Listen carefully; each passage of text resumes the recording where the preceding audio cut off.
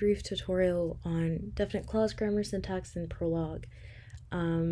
This tutorial assumes that you have some vague understanding of DCGs. This is something I had issues with learning in school, so hopefully this tutorial helps someone. Yeah, so the first problem we have is trying to make a DCG that accepts the sentence BAB or accepts the sentence BBABB,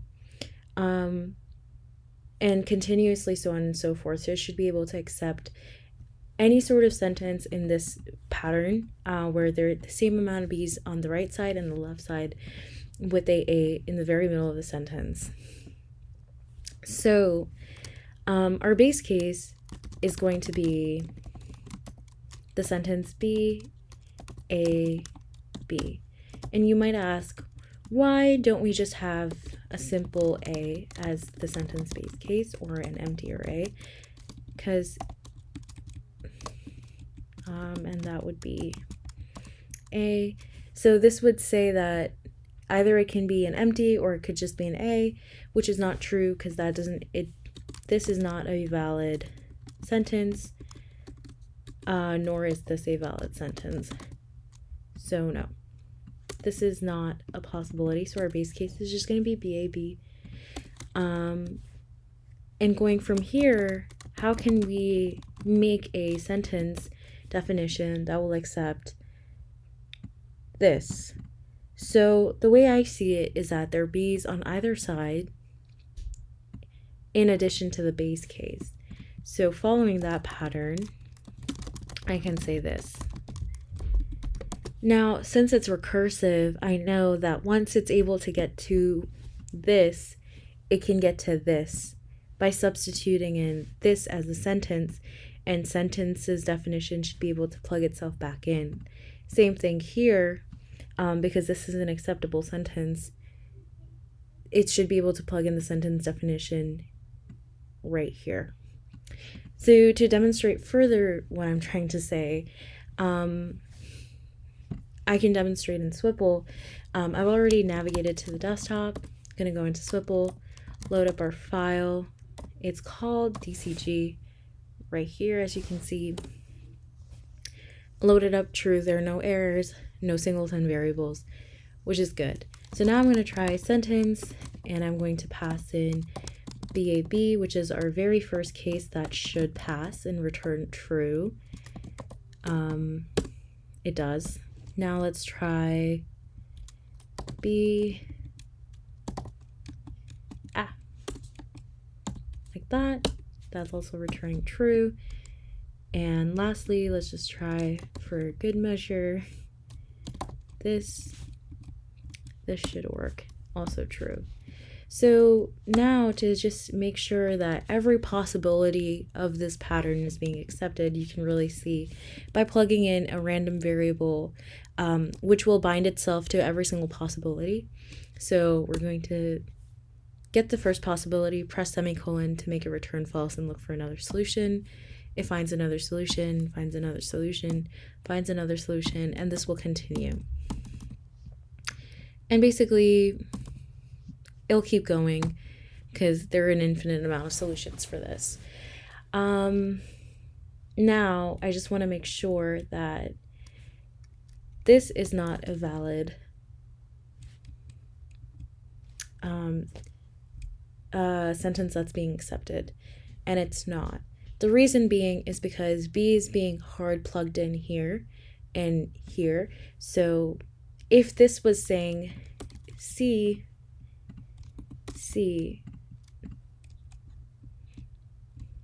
then this would no longer be accepted. Oh, the reason why is because we didn't load up our file again.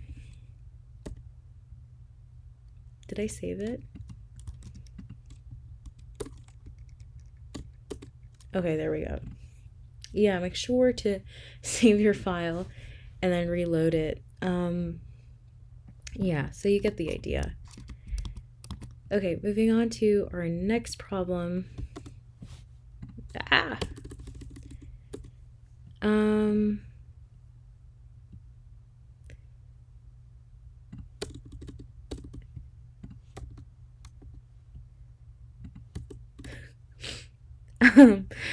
Our next problem is sort of similar to our very first problem, but instead it's able to accept any sort of letter, BA, CB, DD, ABACD. It should be able to accept any of these. It shouldn't be bound simply by the rule that the letters in the beginning and the end have to be the same. The only pattern here is that the number of letters, so it has one in the front, it has to have one in the back. 2 in the front, it has to have 2 in the back, and there's obviously an A in the middle. So sentence, we'll start off with our base case. Let's just call it like sentence 1. It has to have an A, sentence 1. Before we try to make, we can't just say C, sentence 1, D, because then we'd have to go through all of the possibilities, because this can be an E, D, it could be a CD, it could be CC, it could be literally any character type. So for this, Prolog has a definition type, I think. I'm not sure what exactly. It's a predicate. That basically tells you that it checks whether whatever has come in is a ASCII, an alpha if it's uppercase, lowercase if it's a white space, and basically we can make use of this because our only requirement here is that these things have to be lowercase and that they have to be ASCII characters, and we just need to make sure that here there's an ASCII character and that here there's an ASCII character, be what it may. So how can we make the definition? So we can just say random letter, and we can say bind it to X, and it goes sort of like this, char type X, and it says ASCII, and let's plug random letter here, random letter here.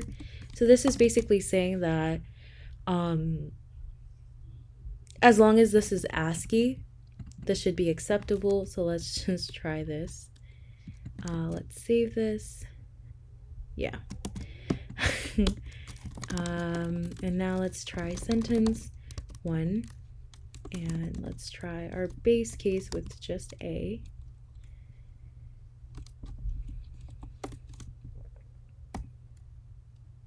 Oh, here if it just accepts A, this would be a valid solution. True. Now if I try D, A, D, this should also return true, which it does. Whoa, okay. EAD returns true, which it does. So now to demonstrate further, you can say X, and this will literally come up with all these various solutions. It's just gonna go on forever and ever and ever. And yeah, this is how you would solve it. And if you didn't want it to be like this and you wanted the base case to be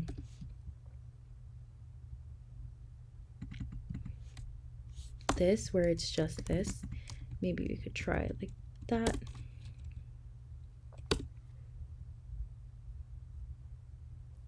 I think I'll run out of stack. Yeah, stack. Let's just say DAD, and let's see, this should return Y.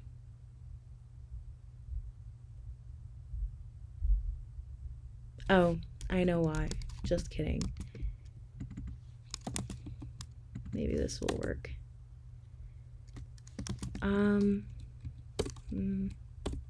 Now it's true. and now A, it's by itself, will be false, which is in line with what the prompt had asked in the first place. Anyway, I hope this helps. Yeah. Thanks.